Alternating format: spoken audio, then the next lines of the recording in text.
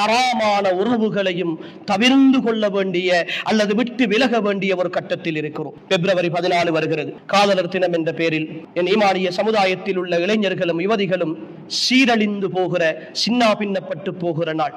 அன்புக்குரியவர்களே, அதை பற்றிய மார்க்க தீர்ப்புகள் மனச்சாட்சி உள்ள எல்லோருக்கும் தெரிந்த விஷயம்தான். அவன் இஸ்லாத்தில் இருக்க வேண்டும் என்ற அவசியம் கூட கிடையாது.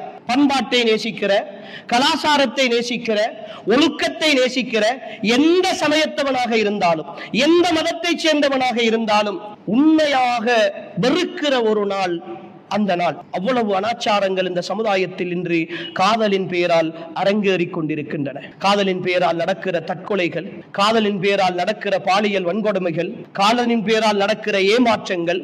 அன்புக்குரிய சகோதர சகோதரிகளே, ஒவ்வொரு வீடுகளிலும் இருக்கிற இளைஞர் யுவதிகளை ஒரு 6ஆம் ஆண்டு, 7ஆம் ஆண்டு, 8ஆம் ஆண்டுக்கு வந்து விட்டால் ஏதோ ஒரு வடிவத்தில் வந்து தொற்றிக் கொள்ளுகிற ஒரு புற்று நோயாக இன்று இந்த நிலைமை மாறி போயிருக்கிறது. இந்த நிலைமை மாறி போயிருக்கிறது. வாழ வேண்டிய வயதில் என் யுவதி தற்கொலை செய்து கொள்கிறார்.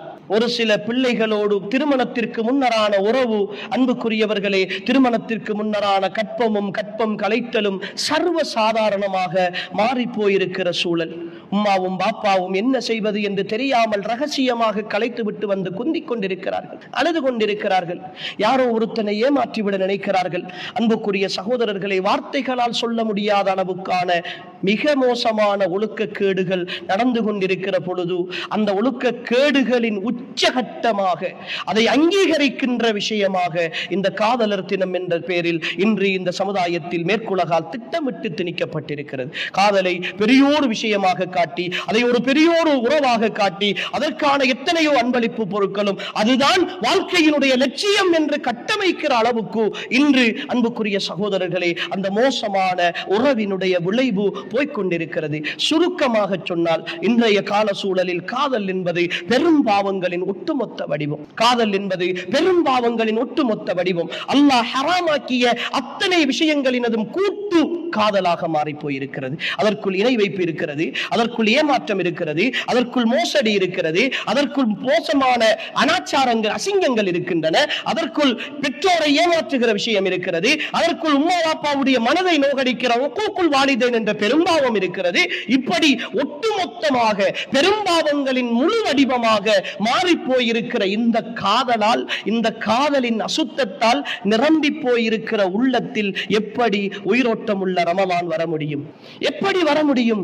என் சகோதரன், என் சகோதரி ஈமானிய உணர்வுள்ளவள் தன் தாயை விட, தந்தையை விட, படைத்த ரப்பை விட, நேற்று கண்ட ஒருத்தனை உயிரை விட மேலாக நேசிக்கிறாள், உயிரை விட மேலாக நேசிக்கிறாள். அந்த நேசத்தினுடைய விளைவு, இரவு முழுக்க கோல் பேசிவிட்டு சுபஹு தொழுகைக்கு எழும்பாமல் தூங்குகிறான் என் ஈமானிய சகோதரன். என் ஈமானிய சகோதரி அப்படி தூங்குகிறாள். அவளுடைய வேலைகள் எல்லாம் கோல் பேசுவதிலும், அதிலே ஈடுபாடு காட்டுவதிலும், மெசேஜ் பண்ணுவதிலும் கழிகிறது. படிப்பிலே கோட்டை விடுகிறான், படிப்பிலே கோட்டை விடுகிறாள். எத்தனையோ எக்ஸாம்கள், பெற்றோர்கள் கண்ணீரோடும் கம்பளையோடும் இருக்கிறார்கள். எத்தனையோ பெற்றோர்களை நேரடியாக சந்தித்திருக்கிறோம். அன்புக்குரியவர்களே, நான் ஒரு பகுதியினுடைய திருமண பதிவாளராக இருக்கிறேன் என்ற அடிப்படையில் திருமணம் முடிந்த கையோடு பெற்றோர்கள் வந்து பேசுவார்கள். என்ன செய்ய மௌலவி, அறவே இந்த கல்யாணத்தில் விருப்பமில்லை, அவனுக்கு தகுதியும் இல்லை, இருந்தாலும் என்னை நிர்பந்திக்கிறாள், வெறுப்போடு முடித்துக் கொடுத்திருக்கிறேன், என்னையாவது செய்து தொலையட்டும் என்று சொல்லி இந்த வார்த்தையை விட மோசமான வார்த்தைகளை பயன்படுத்தி முதல் நாளில் சாபமிட்டு விட்டு போகிற பெற்றோர்களை சந்தித்திருக்கும். பெற்றோர்களை சந்தித்திருக்கும். இங்க இருக்கிற பெற்றோர்களுக்கு அந்த உணர்வு இருக்கும். யாருமே 18-20 வருடம் ஒரு பிள்ளையை பார்த்து பார்த்து வளர்த்து அந்த பிள்ளைக்காகவே வாழ்ந்து, ஒரு தந்தையாக நானும் அனுபவிக்கிற உணர்வு, நீங்களும் அனுபவிக்கிற உணர்வு, ஒவ்வொரு தாயும் அனுபவிக்கிற உணர்வு, பிள்ளை உருவாகிவிட்டது என்று தெரிந்தாலே வாழ்க்கையை தியாகம் செய்ய ஆரம்பித்து விடுகிறோம். எங்கள் ஆசா வாசங்களை துறக்க ஆரம்பிக்கிறோம். பிள்ளைக்காக ஓடுகிறோம், பிள்ளையின் சந்தோஷத்திற்காக வாழுகிறோம். பிள்ளையின் முகத்தில் சிரிப்பு என்றால் நாங்கள் சிரிக்கிறோம். பிள்ளை கவலையாக இருந்தால் நாங்களும் கவலையாக இருக்கிறோம். பிள்ளைக்கு நோய் என்றால் நாங்கள் அவதிப்படுகிறோம். நோய்படுகிறோம் என்றாவது ஒரு நாள் எனக்கும் காய்ச்சல், பிள்ளைக்கும் காய்ச்சல், என்னிடத்திலே காசு கொஞ்சம் தான் இருக்கிறது, பிள்ளை இருக்கட்டும், நான் போய் மருந்தெடுக்கிறேன் என்று போய் மருந்தெடுத்த வாப்பாமாரை நாம் சந்தித்திருக்கிறோமா? அல்லது பிள்ளைக்கு மருந்தெடுப்போம் என்று தன் காய்ச்சலையும் நோயையும் அடுக்கிக் கொண்டு ஏதோ ஒரு பெனடோடு கடந்து போகிற, ஏதோ ஒரு சின்ன ஒரு மாத்திரையோடு கடந்து போகிற தந்தைமார்களையும் தாய்மார்களையும் தானே இந்த சமுதாயத்தும் சந்தித்திருக்கிறது. இப்படி உணர்வுகளோடு வளர்த்து, இப்படி பார்த்து பார்த்து வளர்த்து, எதை உடுக்க வேண்டும், எதை கொடுக்க வேண்டும், எதை சாப்பிட வேண்டும், எதையெல்லாம் செய்ய வேண்டும் என்று பார்த்து வளர்த்தவர்களை ஒரு 18, 20 என்று வருகிற பொழுது யாரோ ஒருத்தன் குறுக்கால வந்தான், யாரோ ஒருத்தன் கோல் பண்ணினான், யாரோ ஒருத்தன் மெசேஜ் பண்ணினான், வகுப்பிலே ஒன்றாக படித்தான், கல்லூரியிலே ஒன்றாக சேர்ந்தான், பல்கலைக்கழகத்திலே ஒன்றாக இருந்தான் என்று அவன் காட்டிய ஏமாற்று வார்த்தைகளுக்கு பின்னால் என் சகோதரி ஓடி போகிறாளே. இந்த வலியும் வேதனையும் தாங்க முடியாமல் அவமானத்தோடு கூலி குறுகி குடும்பத்திற்குள் வர முடியாமல் எத்தனையோ பெற்றோர்கள் கண்ணீரோடு அவஸ்தையோடு வேதனையோடு வாழ்ந்து கொண்டிருக்கிறார்களே.